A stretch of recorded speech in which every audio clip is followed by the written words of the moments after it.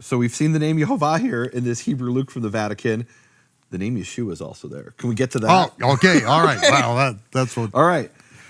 In the 6th month, the angel Gabriel was sent from Yehovah in a city of Galilee, and its name was Nazareth, to a certain virgin. And it's interesting there, the Hebrew word for virgin is Betulah. Mm-hmm. To a certain Betulah who was betrothed to a man, and his name was Yosef from the house of David.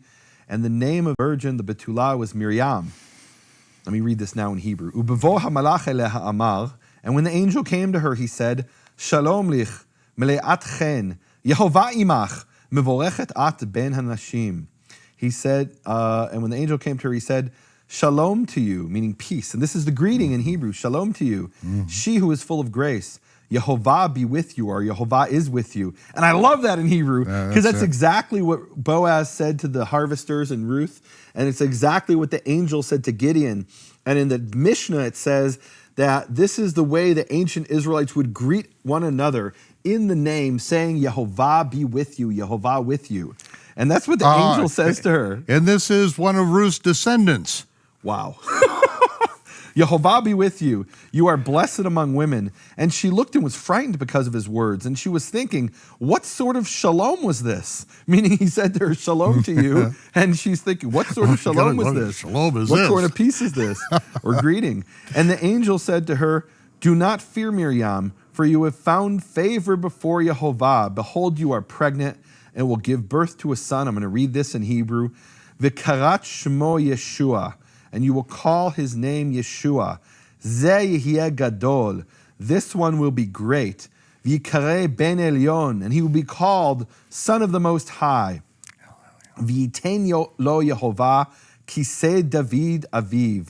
And Yehovah Elohim will give him the throne of David his father. V'yimloch al beit Yaakov le'olam. And he will reign over the house of Yaakov, of Jacob, forever. And there will be no there will be no end to his kingdom. And Miriam said to the angel, how will this be? For I have not known a man. And the angel answered and said to her, the spirit of holiness will enter you, and this is interesting, and an exalted might will be in your shadow or in your protection, which is not quite what it says in the Greek. It's very interesting. Right. And I got to read this part in Hebrew. And this is the end, the last words here in Luke. Al asher yeh hanolad kadosh yikareh ben Yehovah. Because he that will be born will be holy, he shall be called Ben Yehovah, son of Yehovah. And that's what we find in the junk box in the Vatican. That, ladies and gentlemen, it doesn't get any better from the junk box in the Vatican than that right there. That is just incredible. And it's just been sitting there for who knows how many centuries, and they don't even know they have it. And there it is, right in the Hebrew. There's no other way to pronounce it. Yeshua. It's written right there with the vowels.